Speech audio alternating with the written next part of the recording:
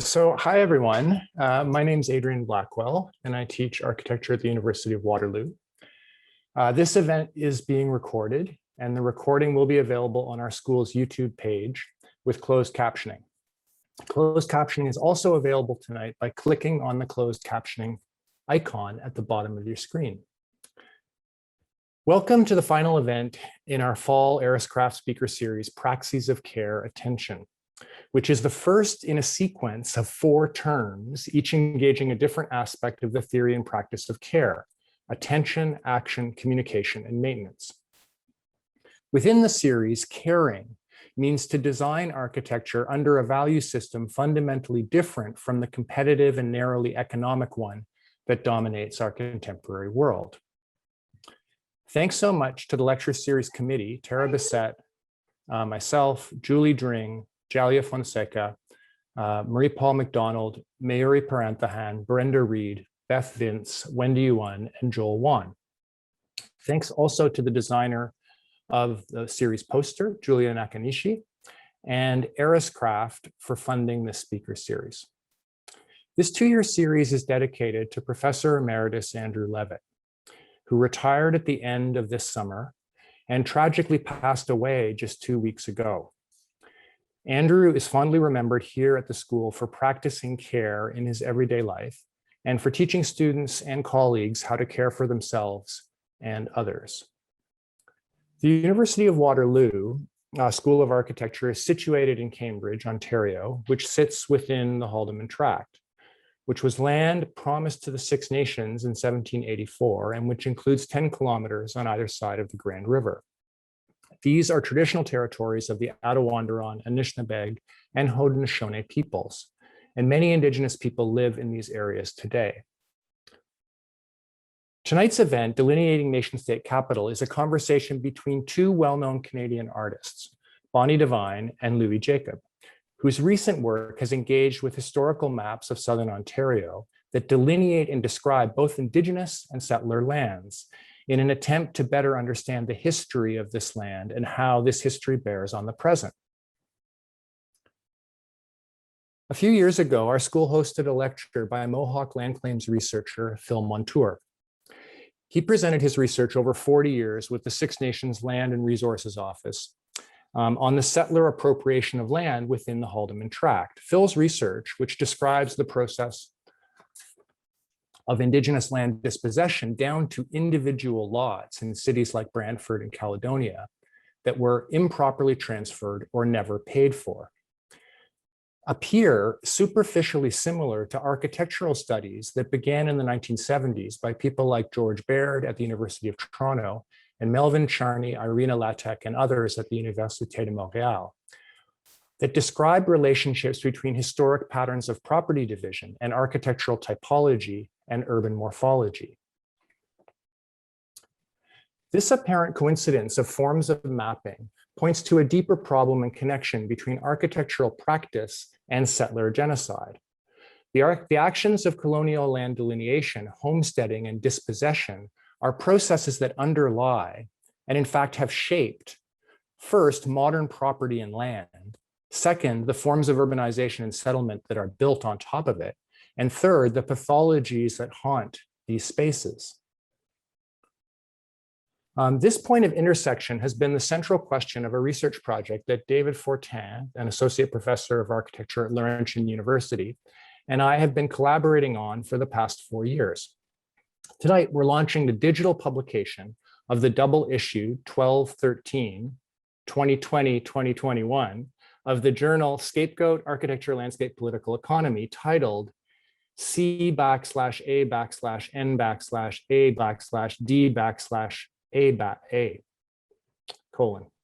Delineating Nation-State Capitalism. The issue collects words and projects by people including Devine, Jacob, Montour, and Baird that see property delineation as a fundamental grammatical logic of the production of the space of nation, state, and capital. Although Bonnie and Louis may not see it that way, but Niska architect Lugigyu Patrick Reed Stewart, who was interviewed in the issue, underlines this fact when he likens the grammar of the English language to the striation of colonial land appropriation. To counter the violence of this colonial language, he writes without periods or capitals and spells Canada, a word derived from the Iroquoian word Kanata, meaning settlement, with backward slashes between each of its letters. So the spelling of Canada that we're using here is from Patrick Reid Stewart. A critical spelling that literally illustrates the fragmentation of land produced through the delineation of colonial land appropriation. The editors and contributors to this volume approach this intersection through cross-cultural Indigenous and settler viewpoints, and the interdisciplinary perspectives of both spatial delineators, like architects and planners, and critical commentators, including artists and theorists and geographers, in order to understand the deep connection between Indigenous dispossession and urban crises of gentrification, homelessness, systemically biased planning and design, and urban alienation. Finally, contributors to this issue address this connection in order to rethink and redraw land relations as a foundation for undoing this alienation and creating spaces that cultivate a caring relation with land, kin, and strangers. On Saturday, we were saddened to hear that Toronto-based Abenaki artist Rita Latondra died of cancer at age 93. Latondra was a powerful force in Canadian modernist painting for close to 70 years, starting with her participation in the Montreal Autonomatistes in the early 1950s and the Plasticiennes towards the end of that decade. In 1965, Latondra made her first outdoor mural, Sunforce, at California State University, and followed this with outdoor murals in Toronto, starting with Sunrise in 1971 on a Ryerson University residence on the left here, and Urtu in 1972 on a Davenport Road house on the right here. These two Toronto works were literally painted on property lines. Yet Latondra's abstract perspectival lines blast open these enclosing surfaces, unmaking them with expansive space. These two works, alongside most of Latondra's other public works in Toronto, have subsequently been painted over, built over, or otherwise removed. Art historian Adam Lauder has spent years researching the history of Latondra's public artworks, reviving the memory of these important works of Indigenous modernism. In this volume, he examines the provocative siting of these works on property lines, their vulnerability as a result of this location, and the ways in which these paintings work to undo the logic of property itself, imagining a completely different form of spatiality. We've been so fortunate to have benefited from Rita Latondra's life-affirming curiosity and for the strength of her efforts to break the lines of delineation that kept both women and Indigenous artists marginalized in histories of modern abstract art in Canada. I'm so happy we have the pleasure of hearing from Louis and Bonnie tonight, two artists who share some of Latondra's fierce love for the world. It's been a real pleasure working with David on this issue and on other research projects. I've learned so much from his ways of thinking, perceptions of architecture and property, and his attention to collaboration. Thanks, and I'm going to pass this to David. So thank you, Adrian. And I just want to begin this evening to say thank you to Adrian as well. This has really been a pleasure working with Adrian over the last number of years on this. He's just got a great generosity of intellect, an incredible work ethic, and also just an openness and willingness to work together, to work collaboratively between ourselves and others to try to understand these infrastructures of colonization. And I just want to say that I think that this work is really, really important. And I believe it's, for me, the kind of work that needs to happen for reconciliation or aspirations towards that, to find our common ground. In essence, what really excited me about this topic was that I was already very much interested in this idea of land and division. This is an image of where I was born in Calgary, and that's the Tsutena First Nation on the bottom left-hand corner of the city. And for those of you that aren't from out west, you have this city based on resource extraction growing up along the edge of a First Nation reserve, and that line sort of becoming more and more defined over time. So that was already something I had been thinking about for quite some time. And then I also had been working on a Métis research project. And this is the site of Batoche, where the Métis resistance was against the government. And what's really fascinating to me and was about this township map is that it really contains three different relations to land that is very Canadian in nature. You have the Dominion grid, which has a hierarchical relationship between land and who owns the water, the land closest to the water, and who's the farthest away from the road. So different valuations of land based on that. You have the Métis river lot system running down the middle, based on an egalitarian perspective of land. So each family has access to the river and each family has access to the road. And then you have One Arrows Indian Reserve without any lines. And it's, to me, always been so symbolic that this is one of the very last armed conflicts that has happened on Canadian soil, was right in the center of this map, based on land and surveying and the Métis and First Nations resistance against the ongoing dispossession of land. And so this is right when Adrian and I first connected about this, is when I was working on this. And I was also working on this project with Wanda Della Costa and Eladia Smoke for the Parliament District for the Indigenous People space. And this was the elder working on this project with us, Elder Winnie Pitawanakwit.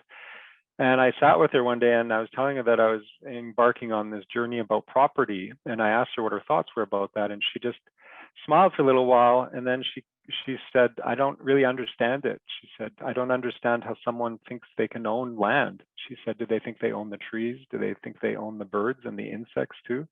She said, I never really understood any of it.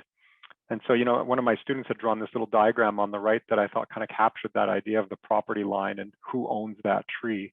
Well, of course, we all know there's a certain perversity to all of this. And the more and more I got thinking about it, the more and more perverse it all seemed to be, that people could buy land and exchange money for it and then kind of have dominion over it. And really, Adrian and I have been talking about the fantasy of that ever since.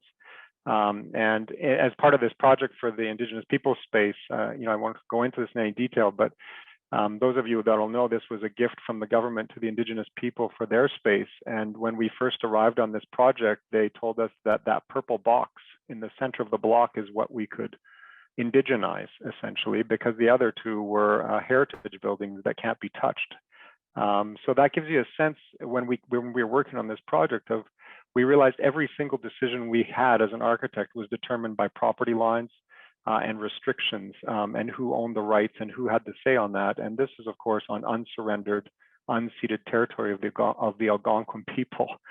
And so we took exception to that and didn't really listen very much.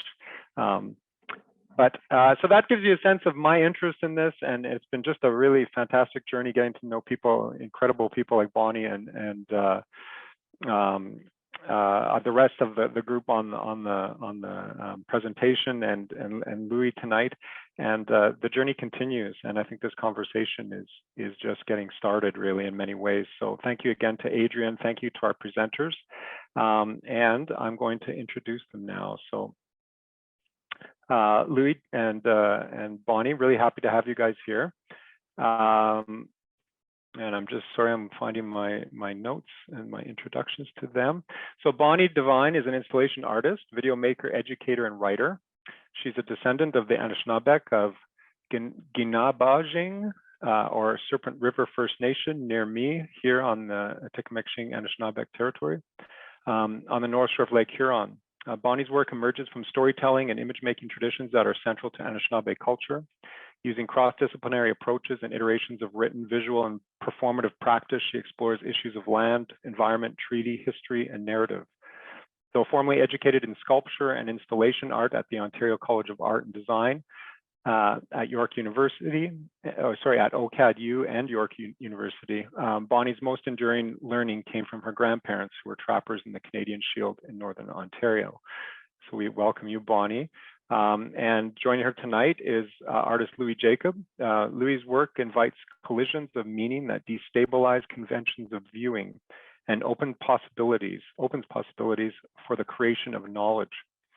Louis has achieved an international reputation with his work exhibited around the world, including the following cities: Salzburg, Montreal, in Italy, Taipei, Vienna, New York, Hamburg.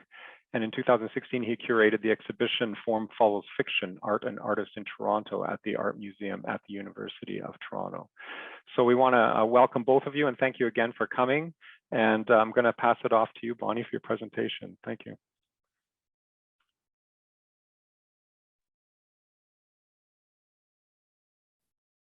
Thank you, David. I have a slide deck to show, but first of all, I'd like to say hi, everybody. Welcome to our talk tonight. Very excited to be presenting about this topic.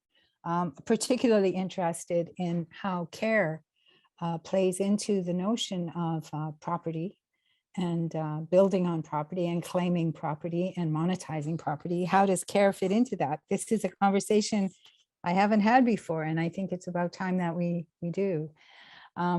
So I'm going to have to, I don't have control of the slides, so I'm going to have to cue the slide person to forward that. So if you could show the next one, and it's just talking about the title, Delineating, such a great word.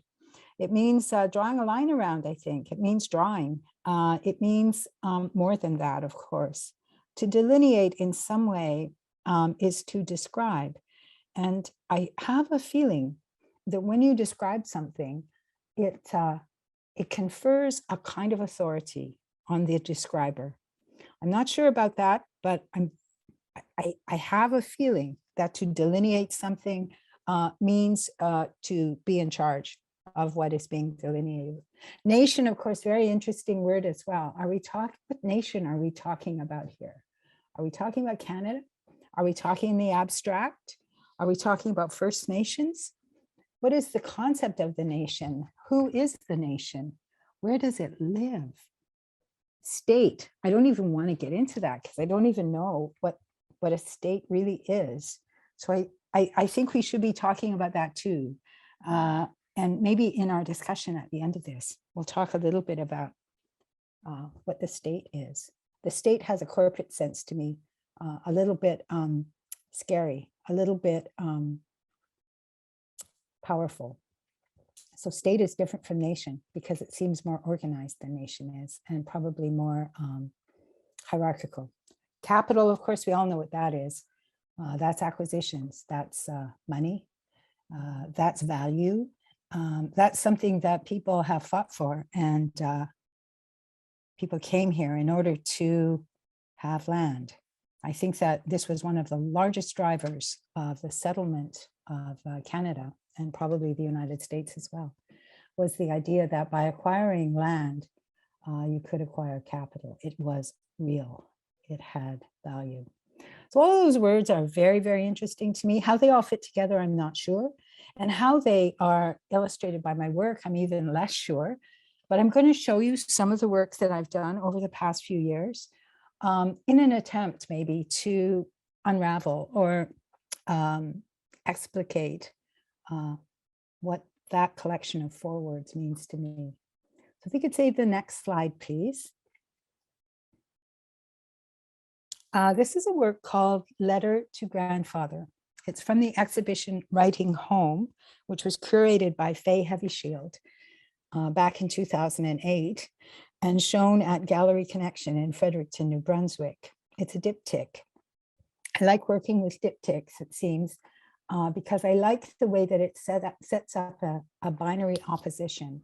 And I find that binary oppositions are very useful in trying to figure out where I stand on an issue. I set the 2 opposites up and try to locate myself based on that. So on the left, you see a photograph, a digital photograph of part of the Canadian Shield. It's a piece of land on the Serpent River First Nation, Ginabiching, where my family comes from, where I'm affiliated. And on the left or on the right of the diptych, you see a lot of handwriting and a little bit of sewing. The handwriting is the text of the Robinson-Huron Treaty of 1850. I've been interested in treaties for a long time. I'm interested in treaties because they have defined in many ways, or maybe I should say delineated, the extent of place that we can have in Canada. And place is different than land. And how can I explain the difference between place and land? I'm not sure, but I think that everyone in my family understands the difference. The Robinson-Huron Treaty was signed in 1850 between Colonel Robinson and 17 leaders of 17 nations located along the north shores of Lake Huron and Georgian Bay. A relative of mine was one of the signatories for the Anishinaabitude First Nation, and through this treaty, our community was granted 17 miles of lakefront, 17 miles wide and 4 miles deep. And that was in exchange for a area of property that stretches up to James Bay from the north shore of Lake Huron. In the signing of this treaty, the First Nations relinquished to the Crown. That's another question, who's the Crown? But anyway, we relinquished to the Crown all mineral rights, all forestry rights, and apparently all water rights. And we did that for an annuity of $4 per year. That $4 per year has been paid, it's called treaty money, has been paid to every member of the Serpent River First Nation since 1850. I was talking to someone in preparation for this talk. I was talking to someone who still lives at Serpent River. I don't live there, I live in Toronto. But they were sometimes given that $4 treaty money in Tim Hortons coupons. So that's how meaningful the exchange is. In 1953, uranium was discovered on the land that was exchanged in this treaty. And the government of Canada and the government of Ontario declared all of the land around Elliott Lake, where the uranium was discovered, to be a municipality. Essentially, they expropriated that land from the treaty and created a municipality. At the time, it was the largest municipality in the British Commonwealth, and proceeded to extract the capital from that land, which was the uranium ore, and enrich themselves on Bay Street. I can see the next slide, please. This is a piece I made in 2013 for the Art Gallery of Windsor. It's called Treaty Robe for Tecumseh. I was very interested in Tecumseh because of his interest in treaties. We have a kinship. We are simpatico in this. We're very interested in the way that the law has delineated property in such a way that our people have been dispossessed. This is a sleight of hand or a sleight of writing that it still eludes understanding sometimes. And I really heard you, David, when you said that the elder, when he'd been a Quanicat, didn't understand how can you own land. It's like asking someone how they can own air, the air that we breathe, the atmosphere that surrounds the earth. How do you draw a line in that? Similarly with water, how do you delineate water in such a way that you can commodify it? Of course, they found out how to do that. They bottle it. but they haven't done that with air yet. I imagine that's the next project. Anyway, I made this treaty robe for Tecumseh to honor his battle to maintain and to secure a homeland for his people, the Shawnee, and his allies. He had about 18 allies in the region of the Ohio River, stretching as far west as the Mississippi and as far south as Florida, and as far north as Sault Ste. Marie on the Canadian Shield. People came to try to help him to fight what was clearly a desperate and tragic battle to try to stop the tide of settlers who were crossing into the frontier. If we could see the next slide, I can show you the 3 treaties that Tecumseh was particularly focused on. The middle treaty is the Royal Proclamation of 1763. It is made up of an equal number of brass beads. They're the yellow beads that you see in the slide, and nickel beads, and they're the silver ones. There are an equal number of beads in this belt. The belt is 6 feet long and 12 inches wide. And on either side of the belt, it's not too easy to distinguish, but there are 2 hands, palms open, facing each other, and then in between them, an equal division of brass and nickel beads. The idea with this treaty and the idea with my graphic representation of the treaty is that the land of North America would be shared, that there would be a very sizable amount of land in the center of North America that would be held for Indigenous people. We called it an Indian territory. It wasn't completely transparent, nor was it completely pure. But what it said was that any settler who attempted to buy land within that territory would have to go through the Crown. This is a very shady deal. Of course, the Crown would profit, would broker a sale like that. But the idea from the First Nations perspective, I believe, was that this offered a measure of protection, a layer of intervention that would protect that land from rampant settlement and claiming. On the top of that pile of 3 treaties is a treaty that came forward in 1795. So 22 years after the Royal Proclamation was signed, when the government promised to share the land, there was a battle in Ohio.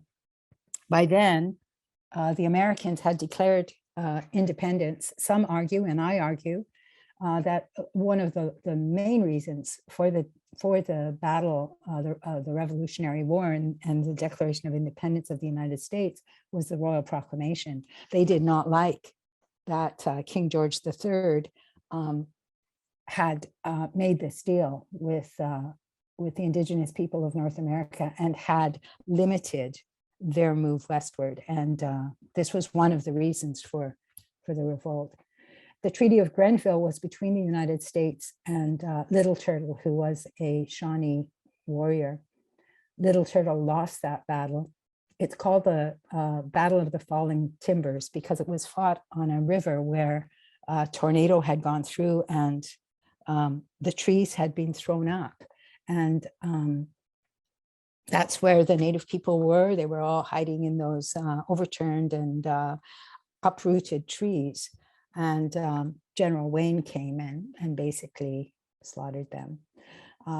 You can see in that treaty that the number of nickel beads has grown and the number of yellow beads is much diminished. All of the Ohio Valley right up to the upper peninsula of Michigan and into India, what is now Indiana, Chicago, and up into Wisconsin was transferred to the United States with the fall of Little Turtle's warriors at the Battle of Fallen Timbers. And then at the bottom, you see the Treaty of Ghent, 1814. This was the treaty by which the War of 1812 was ended. It was signed in Brussels, and it was signed between the British and the Americans. Tecumseh had died in that war, trying to secure a territory for his people. You can see that that treaty has not one single yellow bead. It is completely nickel. In the Treaty of Ghent, there is scarcely a word about the indigenous populations of North America. The land was carved up between the British and the Americans, and that was done. And so yes, let's move on to the next slide. This is a work I made in 2014 and 2015 at the Art Gallery of Ontario. It's called Battle for the Woodlands. I was still thinking about Tecumseh, of course. I was still thinking about this. I can only call it an epic tragedy on the level of a Greek saga, a Greek epic, or a Shakespearean play. Those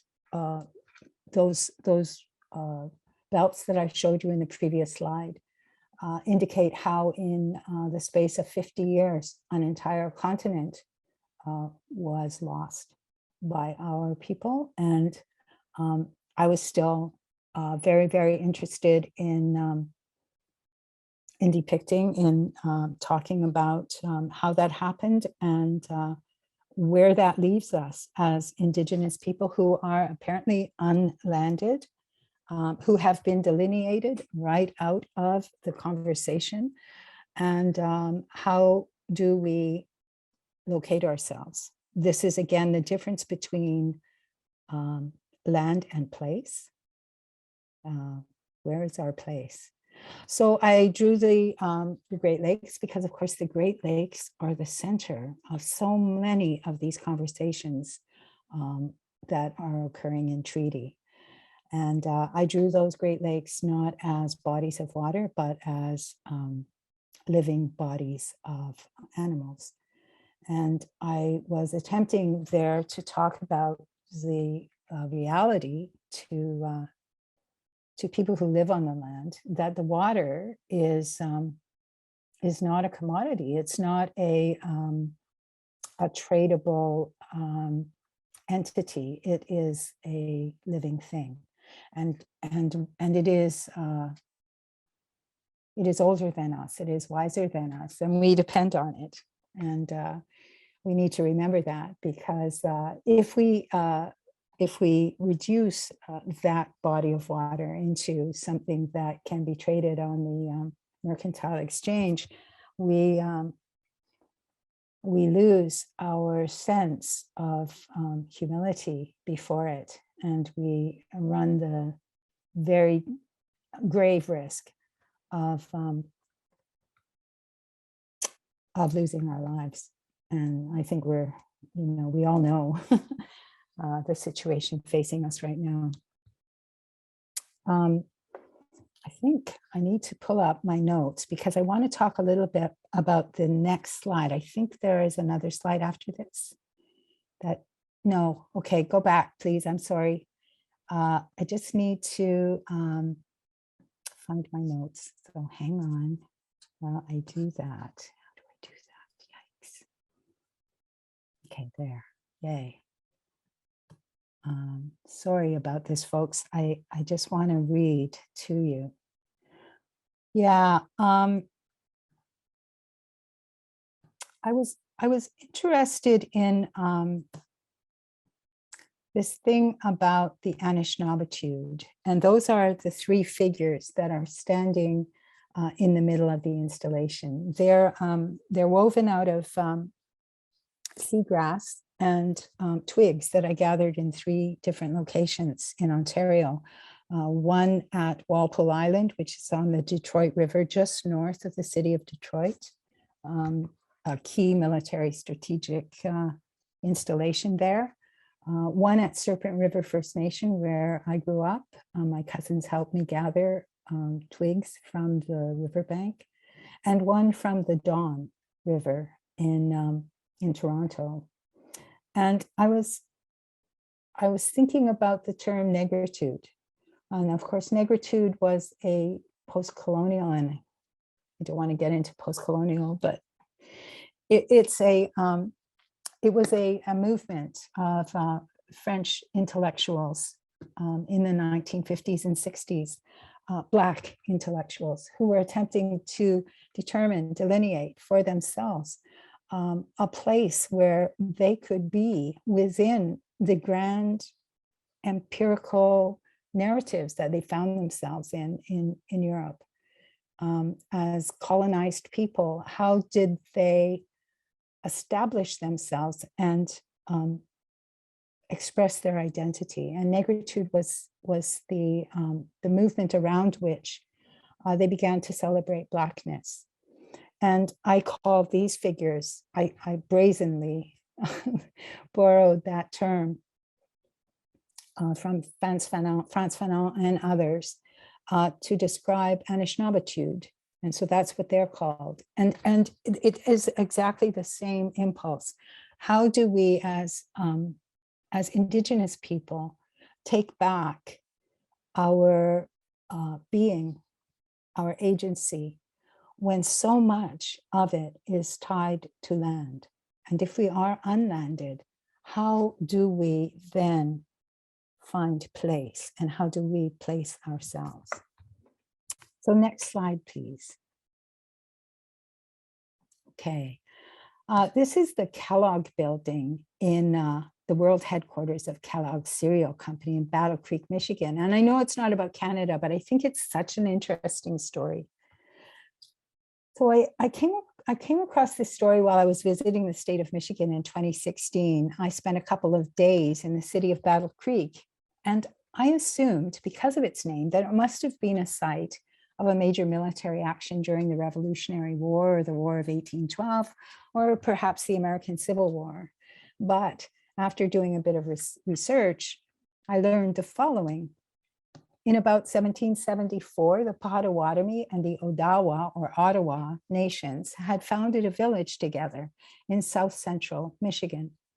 They seem to have lived there quite peaceably until March 14, 1824, so about 50 years, when one day a federal government land survey party led by a Colonel John Mullet entered their territory. Two Potawatomis noticed this surveying party and approached them asking for food. They were hungry because the US Army had not delivered the foodstuffs and other supplies promised to them in the 1821 Treaty of Chicago. After a protracted discussion, the Potawatomis allegedly tried to steal some food, whereupon one of the surveyors grabbed his rifle and shot one of them, seriously wounding him. After this incident, the surveyors retreated to Detroit. They returned a year later in June 1825, after Governor Lewis Cass had settled the issues with the Potawatomi, and the surveyors came back to recommence their survey of the region. So let's see. In 1821, the first Treaty of Chicago was signed with Michigan Territorial Governor for the United States and representatives of the Odawa, the Ojibwa, and the Potawatomi, who were then and still are known as the Three Fires Confederacy.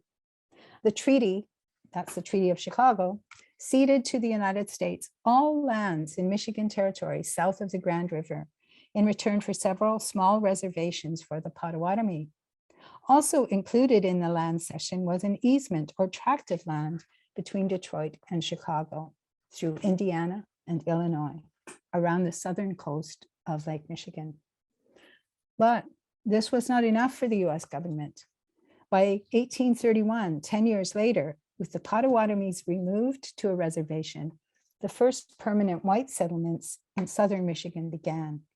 You see, settler migration to Michigan from New York and New England had increased following the completion of the Erie Canal in New York in 1824.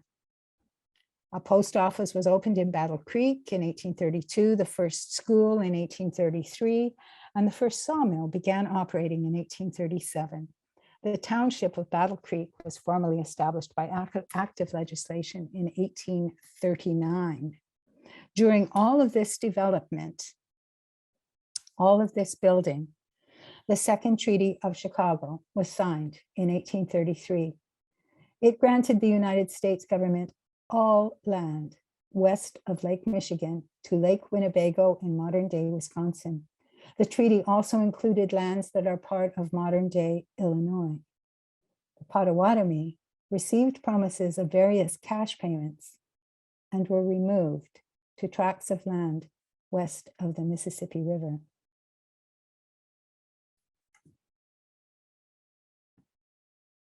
Next slide, please. 3 years later, in 2018, I was again considering land and notions of ownership, which the British call title, and came across this document. It's a facsimile reproduction of the indenture to the Toronto Purchase dated in 1805, by which the British Crown purchased 250,830 acres of land on the north shore of Ontario, the principal site of modern-day Toronto, for the sum of 10 shillings. The Mississaugas, previously obviously misunderstanding the meaning of title, reserved for themselves the right to exclusively fish on Etobicoke Creek. This transaction is now known as Treaty 13. And we see there on this document the signatories. How many? 1, 2, 3, 4, 5, 6, 7, 8 of them. You can see that they've signed with their dodems. The dodem to the Anishinaabe is more important actually than the name, because it designates that they are speaking, they are signing for everyone to whom they report.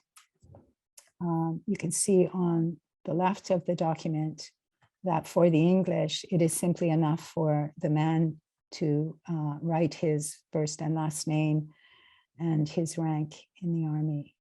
There is, this is so important to me that there is no accountability on the British side, and there is huge accountability on the Anishinaabe side. Am I running out of time?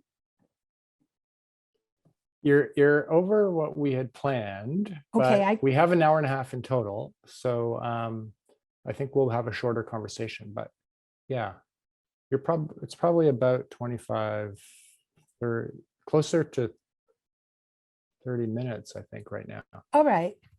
But yeah, so I can stop. No, I can stop here actually, because, well, maybe, okay, let me show one more slide and that will probably bring things into focus. Okay.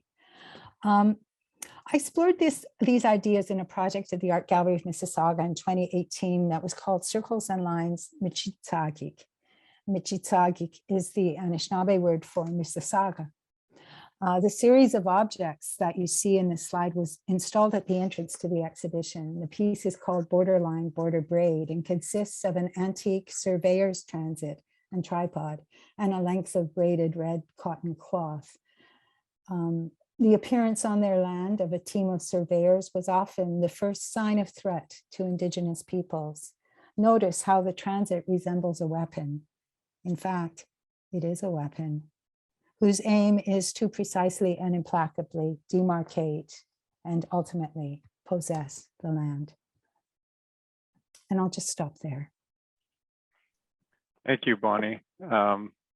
That was awesome. And thank you again for teaching, Zen. You taught me new stuff again tonight. So very, very appreciative. Okay, so as Adrian indicated, we're going to keep moving and I'm going to pass over the virtual mic to Louis. Louis, please jump in.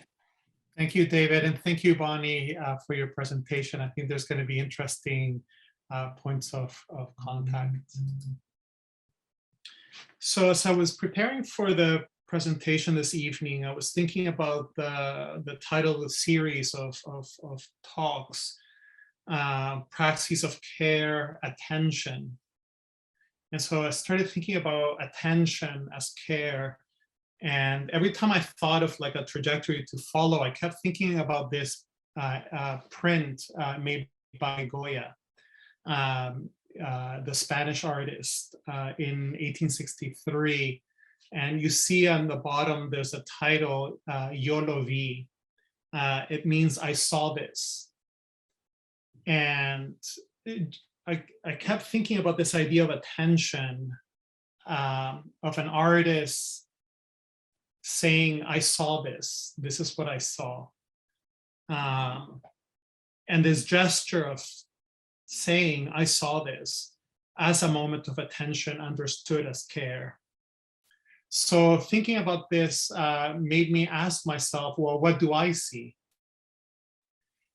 This is a photograph that I took in October 2018. So I guess about 3 years ago. And it's of the stairwell in the apartment building where I live. So it looks like this more or less now. But I had taken a photograph of the same spot a year previously. And this is what it had looked like only 1 year before. So at this time, this is in 2017, the building where I rent was owned by one property owner. And in the intervening year, it had been sold to another property owner. And the new owner decided to render that into that. So this is definitely what I see. So I'm trying to understand, what am I seeing? I notice that there are traces of the butterfly stickers still on the window, much diminished, but they're still there. But it's definitely the blankness of these gray walls that tends to overpower the scene for me. In this light, in the light of this overpowering force, I now see the butterflies in a new way. I see them as what survives the act of blanking out.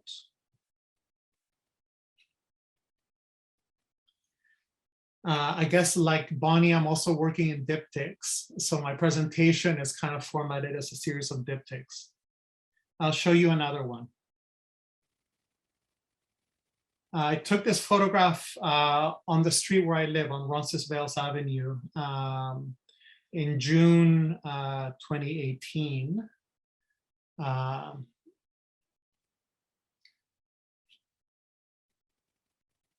And this is what the same spot looked like in July 5th. So literally less than 2 weeks later, this had become this.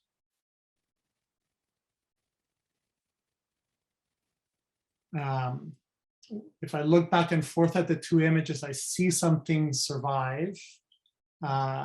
Many things have not.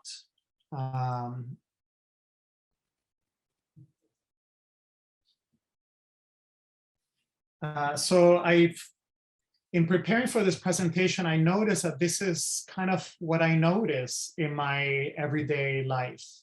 A lot of this cycle. I've been noticing it for a few years now. And these are just some, I guess, evidence of that. Of course, the construction fencing in this image is already the sound of the clock ticking on the expiry date of these living plants. So when I think of Goya, Yo lo vi, what do I see? I see these signals of the ticking clock. I see the Morse code of an ideology that permeates the city where I live. And I see the tick-tock, tick-tock of a spirit obsessed by the idea that money is made by blanking something out. If I were to take a photograph of this site today, it's now a condo that's almost been, the construction's almost been completed. So this is my home. This is where I live. And this is what my people, the people who colonize my brain, tell me the world is like. This is my education. This is what I've learned to accept as the way of the world. I'm a nerd, so I do a lot of research and I do a lot of looking and I do a lot of talking, and I try to see as much as I can because this is knowledge. I recently came across a text by the literary theorist Northrop Frye, who wrote an essay titled New World Without Revolution, and I'll quote from it. Frye said, "The religion that the British and French brought to the New World was not a natural monotheism, like the Algonquin worship of a great spirit, but a revolutionary monotheism. The Christian teaching was that there were no gods in nature. It tended to assume that nature was simply something available for human exploitation. Everywhere we look today, we see the conquest of nature by an intelligence that does not love it, that feels no part of it, that splits its own consciousness off from it."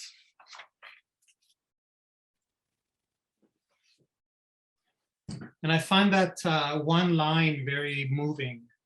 Everywhere we look today, we see the conquest of nature by an intelligence that does not love it.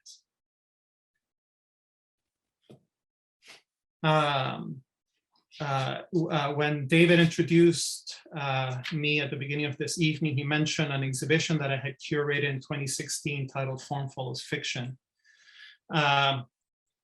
Researching this for this, in order to put together this exhibition, was my attempt to think about this idea of an intelligence that does not love the nature that it seeks to conquer. And how do artists deal with these observations? What do artists themselves see? So this is a page spread from the catalog from Form Follows Fiction that includes the Northrop Frye quotes that I just read out, and it's accompanied by two images. On the left is a document from the City of Toronto archives from the mid-50s, depicting the Ward neighborhood as a kind of gray, blank rectangle. Obviously, it wasn't blank at all, but in this vision, it's presented as if it were. And on the right, there's a sculpture by Peter Koliznik, I think also coming to terms to this intelligence that Northrop Frye is talking about, trying to understand how does this intelligence that does not love its environment work? There are more things that can be said about all this, of course. I'm just taking one approach.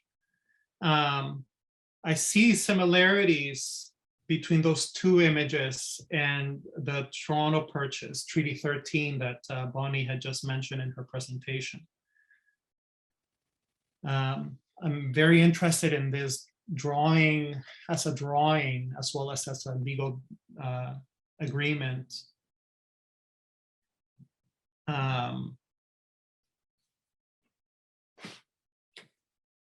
I'm interested in trying to imagine the person that made this drawing. That person, I imagine, was young. I imagine it's a man. I imagine it's a British surveyor or someone working closely with a British surveyor, whose brain had been colonized just like mine was. And I say this because that young man was seeing a very rich and complex world that was alive, and yet decided to depict that richness and that complexity in this way.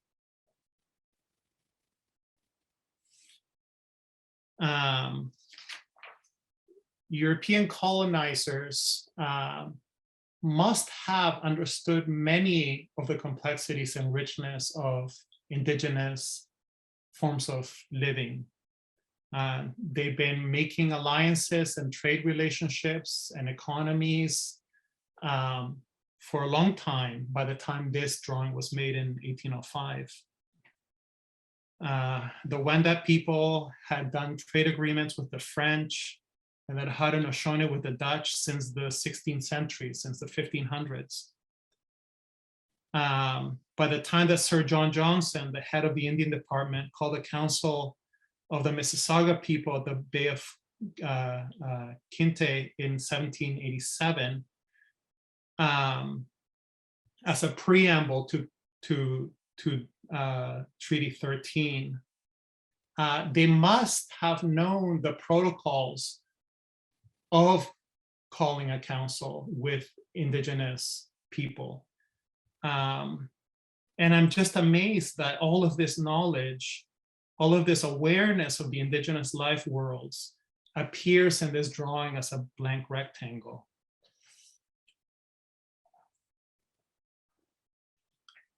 So this young man, I think, saw something like this, and yet he chose to draw it as something more resembling this.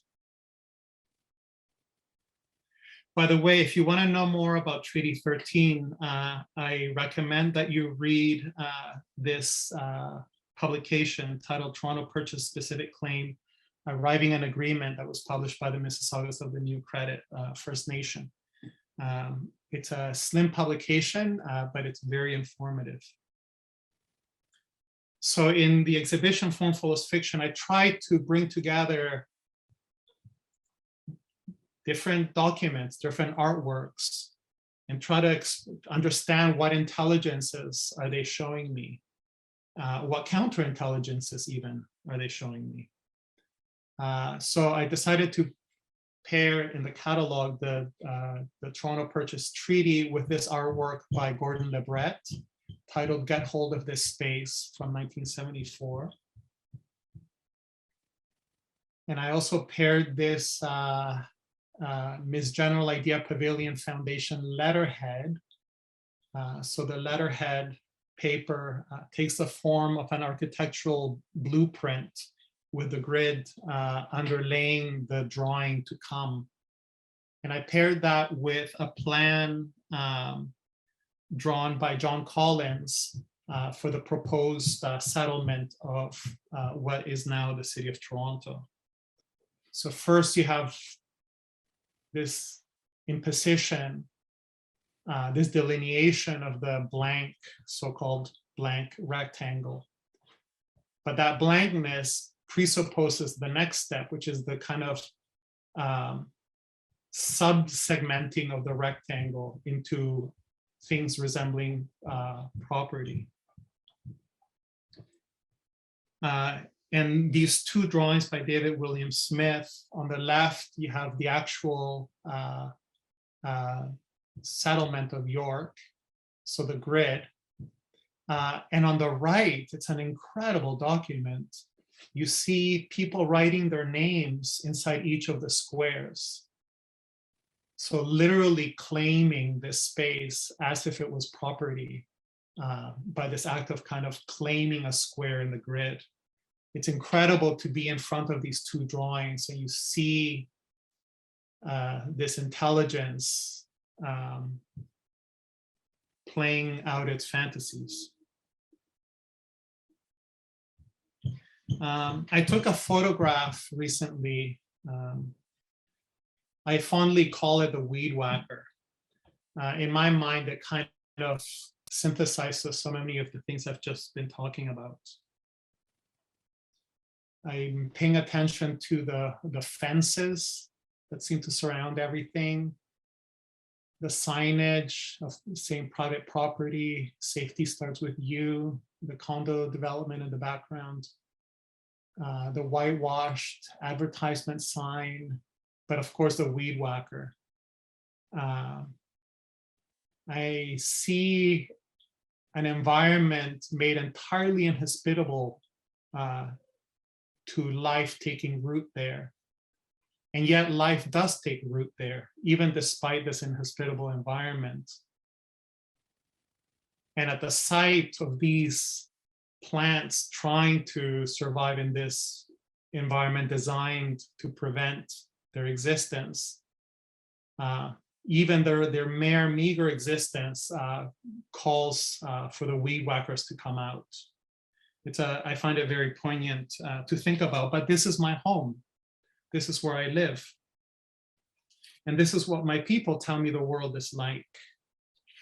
This is my education. Luckily for me, at least, my people are made up of all sorts of different people. The way they live is not quite the same as the way I live. They inhabit different life worlds, even if we live in the same place. They see other things than I can see. I was able to include the work of Bonnie in the exhibition. This is a work that she did titled Figuration of Places, which is reminiscent of the installation, the Anishinaabitude installation that she talked about earlier. But I'm glad I have access to this intelligence as well in my environment. So thinking about the weed whacker, I'm trying to imagine what this young girl looking at my photograph is seeing. I have no idea, of course, I don't know her. But I imagine that she has been colonized in her own way, just like I have been. I think of a poem by the author Yuan Brand. She wrote a poem titled Winter Epigrams in 1983. And I'll read out a short excerpt from this poem. She wrote, "The superintendent dug up the plants again. Each June she plants them. Each September she digs them up, just as they're blooming. This business of dying so often and so soon is getting to me. I see that Yuan Brand has also seen the weed whacker in action, just like I have, and I imagine just like you have who are listening to this presentation. But she, Yuan, has access to knowledge that is not the same as the knowledge I have. What knowledge coming from what life world survives in her and in her words? I'll end with a quotation of Bonnie. I attended her artist talk during her Circle and Line Mississauga exhibition at the Art Gallery of Mississauga. And this is what she said. This place has a history. It goes back much longer than 150 years, much longer than 500 years. This place has a memory and it has a voice. And if you listen, you will hear it. Thanks so much. Thank you, Louis. Great talk, and thank you for sharing a lot of that. I mean, I thought a lot of that came together nicely, and I got to say that quote you mentioned of Northrop Frye really moved me, and I'm thinking about that word love, what really popped out of your presentation tonight for me, and there's a lot to think about. Adrian, do you want to jump in with a question? I'm just looking at our time, or do we want to go to the audience? I'll let you determine what you want to do. No, I think maybe we can ask a question or two. Okay, go ahead. I think the question that I'm about to ask, I think I thought of before the talk, and I wasn't sure what you were going to talk about. I'm going to share my screen just for a second, because neither of you talked explicitly about the work that you have in the journal issue. And I thought, can you see this now?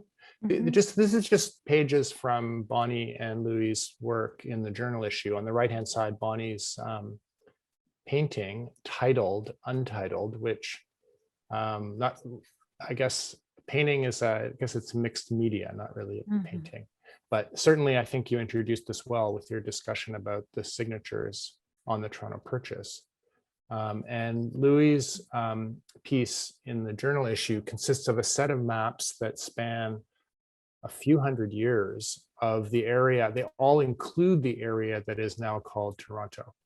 And Louis zooms in on the maps to kind of show you what was there. And in this one in 1755, Louis was talking a lot about early relations or long relations with colonizers and Indigenous people, and a kind of acknowledgement of Indigenous territory here. And even on these maps, which are colonial maps, it's clear that the Iroquois control the territory in this particular moment of time in 1755, according to the French, in the area of Toronto.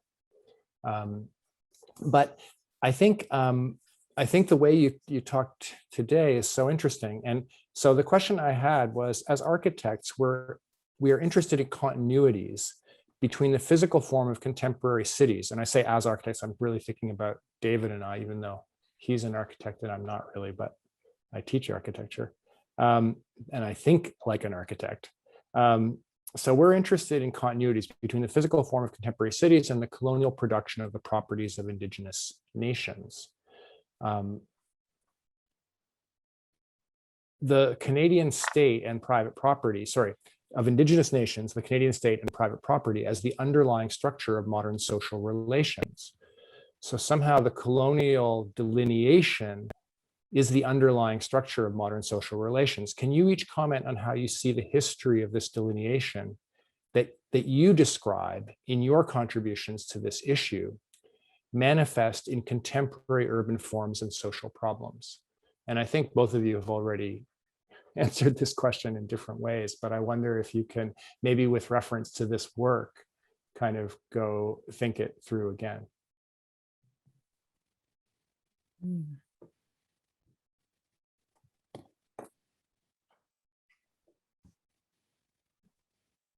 Bonnie, do you want to start? Not really. Okay. I'll dive in. I don't know where I'm going, but I'll dive Okay. in.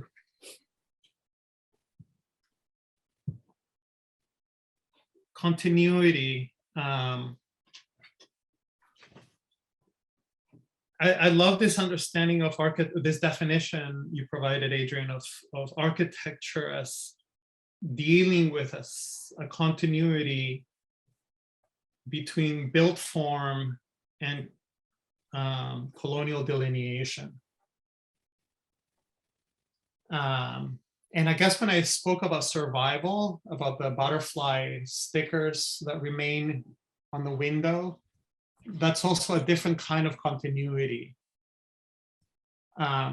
It's a continuity of something that precedes colonial delineation, if I may speak very metaphorically. And so in my presentation, I tried to, I guess, weave together those two forms of continuity.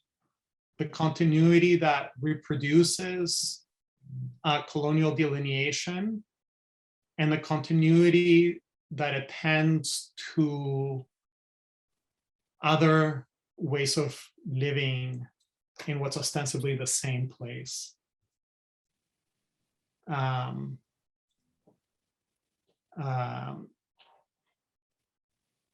The author Dion Brand wrote about this in one of her novels. She wrote a novel, What We All Long For. And there's an amazing passage right at the beginning of the book where she writes about spillage. She writes about people that have come to Toronto from many, many different parts of the world. I speak Spanish because I was born in Peru, so my tongue has been colonized by Spanish people.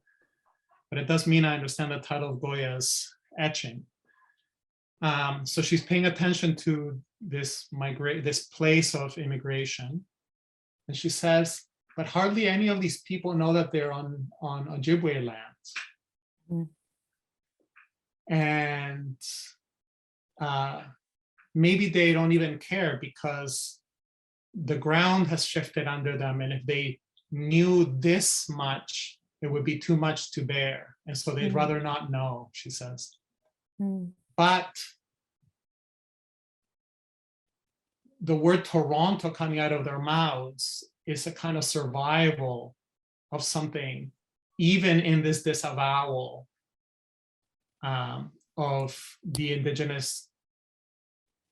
indigeneity of the place where they're living. And she talks about kind of getting up in the morning and kind of putting yourself together. And, you know, she almost describes it almost as kind of like you put on your armor, you know, you kind of hold everything in and then you leave the house and you face the world. And she says, she talks about a scraping that a city like this does. People, she says, people sandpaper each other. And she says all the lives they've forwarded, all the memories they're trying to hold in, spill, the whole baggage spills out right on the sidewalk.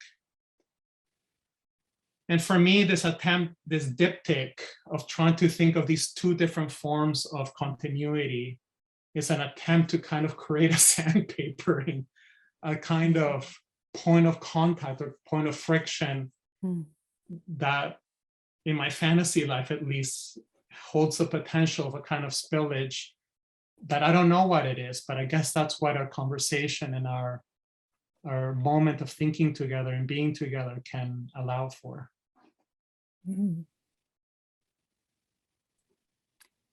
Oh, thank you, Louis. I think I kind of have something to say about particularly the word continuity, which strikes me as a fantasy and a wish. I loved it when you said what we all long for, and of course, our culture longs for continuity. It's a very linear approach to history, to memory, to being. That things are moving along, hopefully in an orderly fashion, from point A to point B. And of course, this is precisely what I was trying to deconstruct in this word delineation. It is a form of laying an economy over something that doesn't have an economic structure. And this notion of continuity, I would say, is one of the unconscious fantasies that hold up so many of the structures that we're talking about right now,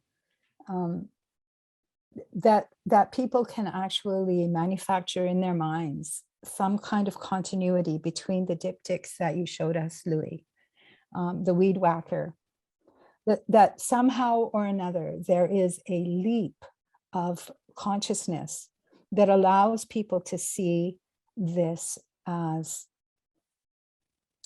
contained and logical and survivable and okay. You know, this is the natural world. This is the way it goes.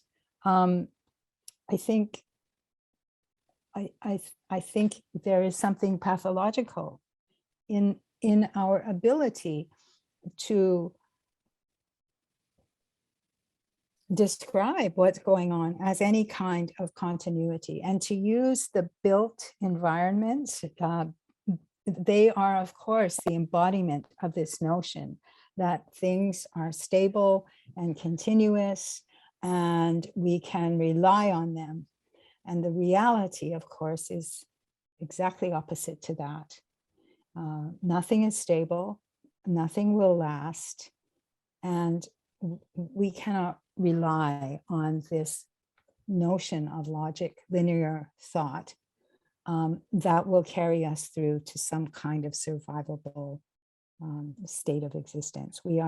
This is not the nature of the universe. The nature of the universe is random, apparently, and or at least to a huge degree random. And our attempt to overlay an economic structure or a linear structure on that is causing us harm, I believe. And so I would take it back to care.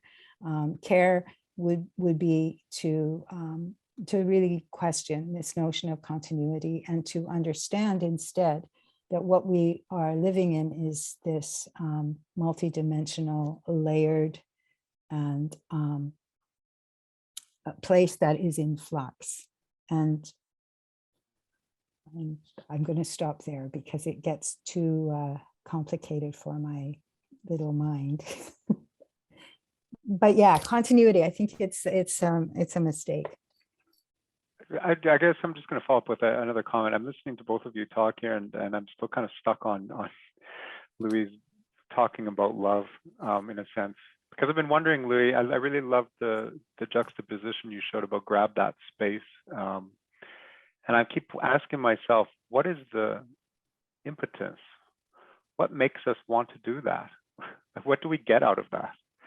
And I'm not sure, actually, because, you know, Indigenous peoples, every elder and teaching that I've ever got over my life talks about relationships and the interconnectivity of things. And I'm thinking, well, that is what love is, because, you know, whether they be human or non-human relationships, they're relationships with things. And I think what came out in your talk for me, Louis, was that absence of that, an absence, a kind of, you removed a lot of relationships or potentials for relationships within the urban environment because of the delineation process. Ultimately, I think I'm kind of answering back to your question, Adrian, actually, but I'm thinking that through the delineation and the kind of built environments manifestation of that you just critiqued very well, Bonnie, somewhere there are relationships, there are critical relationships and opportunities for love that are lost in that. And then I keep thinking, well, why do we keep drawing? What draws people into that?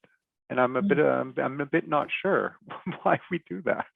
What the inclination for that? The only thing I can think of is dominion over something, that there's some inherent thing, or it's a survival tactic or something. But I really like the combination of your two talks, because I feel like they're getting at asking me the questions of how we ended up here, which is what Adrian and I set out with this journal. How do we end up in this situation? There's something happening there that yes. I can't put my finger on the pulse of it, but it's scary. Whatever it is, it scares me, because there's love is at risk in all of this, actually. Well, you know what the funny thing is, every year those little plants come up again.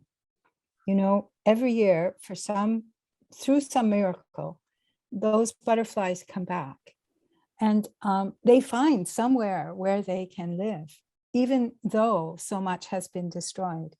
And I think that this piercing quality of that pierces the impetus to delineate and to layer and to make everything continuous. Love pierces that through. And I think that's what we see. And I think this is what gives us the hope that we have to continue, because we know that in spite of our fallacious commentaries about how life really is, we see it continually, and there we go, confounding our quest for logic. And I think that's why diptychs are so interesting. And I think it's so interesting that Louis and I both use this sort of methodology to look at things, because you see on the one hand, this piercing quality of love, and on the other, this continuous linear method of thinking. Mhm. I've been reading a book by Ariella Azoulay this year titled Potential Histories Unlearning Imperialism. And she calls this gesture of delineation, she uses the metaphor of the shutter. It's a metaphor derived from photography, but this act of something going, right? That's the shutter. And what the shutter does is it divorces a thing from its world, right? That's what every shutter will do, is it divorces the thing from the world to which it belongs. And she says imperialism happens by applying the shutter at 3 levels simultaneously. At the level of space, so here and there, what counts as here and what counts as over there. You know, we can imagine many, many different ways of understanding this. But debates over borders, building a wall over borders, keeping immigrants out, thinking that it's acceptable to have permanent water warnings in reserves because reserves are over there for most Canadians or people who identify as Canadians. That's a shutter at the level of space. At the level of time, that's the second register at which the shutter comes. The delineation between here, now, and then, that the past is over there and it's not really has anything to do with us. It's just like a history thing over there that doesn't bother us. Yeah. And the third register is at the level of the body politic. And so how Ariella Azoulay pays attention to how we come to identify in a sense that delineates between us and them, whoever us and them may be. And she's paying attention to how these shutters that are happening simultaneously at 3 registers, space, time, and at the level of the body politic, act in concert to support what she calls empire. Wow. And how do we unlearn that is her question. And something that she proposes is to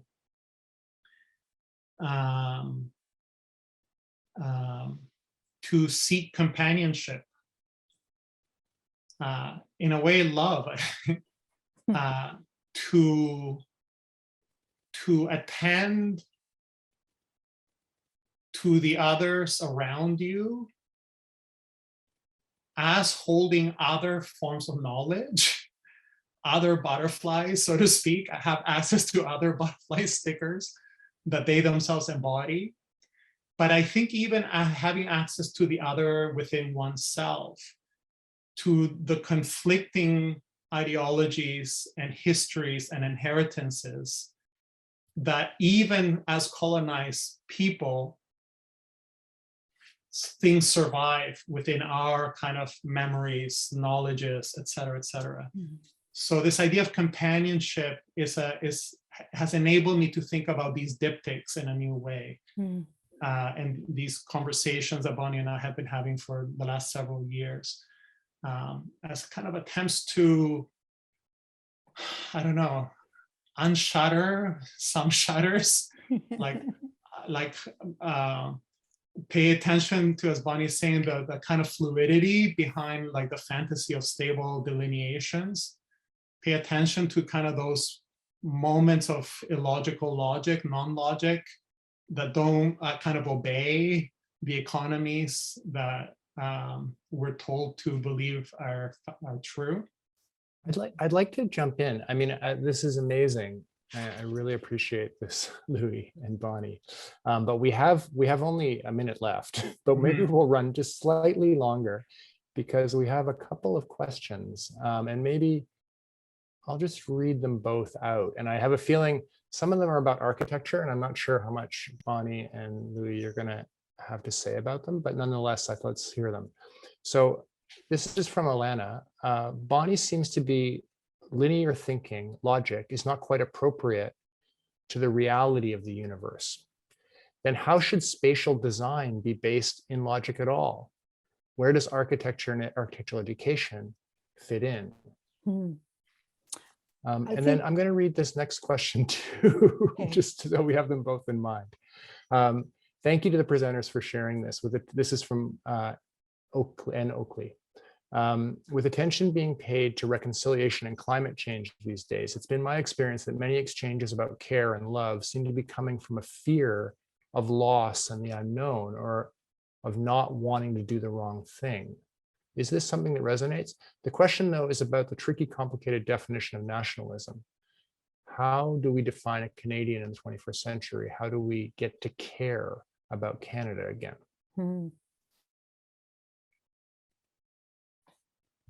There's a lot to think about there, but I don't know if you have any thoughts. I don't want to go too long, but yeah. I have something to I think, say to Alana about where does architecture and architectural education fit in if we are thinking about logics and continuity as a fantasy. I think that what needs to happen in architectural thought is notions of relationship. And I'll go back to what David was talking about with what the elders teach us, that everything is in relation. And one thing that a delineated space does is it severs our connection to our relations on probably every level.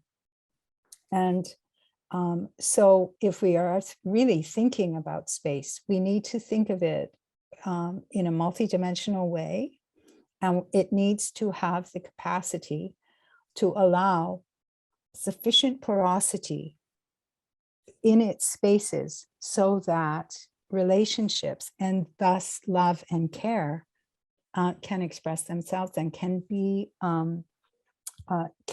generative within that space. And I don't know what that looks like visually or even in material ways, but I think that we need to dynamically fracture this intense materiality and this intense linearity that is literally killing the planet and us, I think. Yeah, what you said, Bonnie, about this way of working that severs our connection to our relation, you know, that's very much what I realized what Leigh's talking about in terms of the shatter, this these techniques for divorcing the relationship between any given thing and the world to which it belongs, right? This question of relation. Just to follow up on Oakley's question about care, I feel very sad for the word care and even the word love, because they're so colonized, these words. They're just so highly sentimentalized. It's easy to get what I call the frozen yogurt version of love and the frozen yogurt version of care. Like, that's to say the liberal version that takes out the sandpaper, that removes the sandpaper aspect of love and relation and care for a kind of frictionless, business as usual, except that it feels nicer version of love and care. So I just wanted to say there's a version of love and care that deserves to be cared for, because there's a discourse that's trying to, I think, make us forget what that actually is about. Louis, I just want to jump in. I know we don't have a lot of time, but I want to say love and care are both nouns, but they are also both verbs.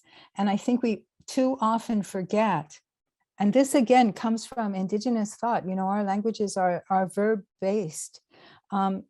We need to activate those words in our lives and in our spaces, because they long to be activated. Mhm, mhm. They don't want to be objectified, reified, measured, delineated. You know, they want to exist as energies in the world. And if we can embody that, I think we, you know, I'm utopian, but I think there is the possibility that we can bring about some change. That seems like a really good note to end this conversation on. I don't know what you think, Adrian. Yeah, I agree. It's been so wonderful to have you, Louis and Bonnie, both here. And I feel like, Bonnie, you saying like love's a piercing force makes me think back to Rita Latondra's paintings, these piercing paintings and the kind of love that they express for the world. But I think this has been an amazing conclusion to our set of lectures, not lectures, speakers, conversations on the subject of praxes of care around the idea of attention. And I think that the intelligence, the loving intelligence that you bring to this topic has really opened up a lot of ideas for me. So thanks so much, Louis and Bonnie and David. Thanks so much. Thanks, everybody. And thank you, everybody, for joining tonight. I feel like we could talk for another few hours. So.